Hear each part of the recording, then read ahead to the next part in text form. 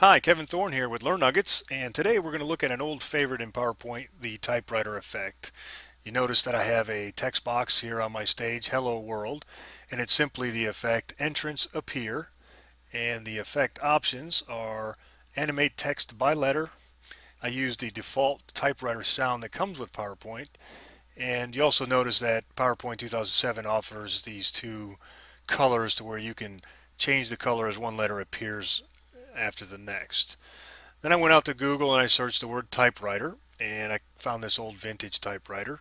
Added my effect on top of the paper and let's see what that looks like. Not bad. It's still not quite what I was after. I've got a project, how to write effective business letters, and I was looking for that vintage look and sound, and there's a couple things that I noticed. One, I don't recall letters hitting the paper on an old typewriter and then changing colors.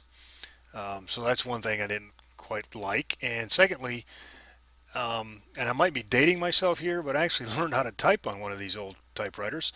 And I recall like the letter E would always be a little bit below the baseline, or another letter would crowd the letter next to it. So to achieve that effect, I had to break that text box out into individual letters. Um, and you'll see here on the stage now that I've got each letter is its own text box and animated by itself individually. The first letter is simply the same, entrance appear, and then every subsequent letter is start with previous, and then the timing is, let's see here, I think I just, there we go, let's see, and then the next one is 0.05, and the next one's 0.07. You see, you kind of get the idea. So then by the time you go through that, it takes a little bit of time to set up, and then you add your image, or a typewriter image back on your effect, and let's see if that made a difference.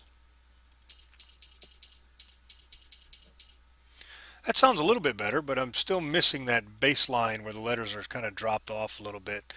So how to write effective business letters? The first thing I have to do is, to give you an idea how this is all set up, it takes a little bit of time to set up, but in the end you can save this off as a part of your library, so you can come back and use this again. But essentially you take the letters of the alphabet and you create its own text box, as you see here.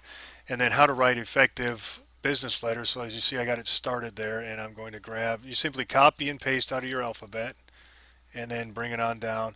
And what's fun about this effect is you don't have to be exact. How do you spell effective? I need another E. uh, you just line them up like the E's kind of, I'm going to drop this one. You hold your control key down and you can kind of nudge them around. Anyway, you kind of get the idea what I'm working towards here. And then after I get the whole thing set up, it kind of looks like this. If you notice, the W is sort of crowding the O in the word how, and the letter E is sort of dropped below the baseline a little bit. I really don't want to use more than one or two offset letters in an effect like this because it gets too busy, but you kind of get the idea.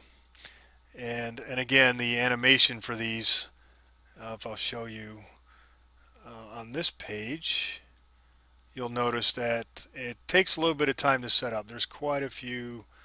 I mean, every letter has to be animated specifically, and every letter has to have the sound added to it. But in the end, attention to detail in effect like this really makes a huge difference, and I think it really comes across as a better or more memorable experience. So let's take a look at this final effect.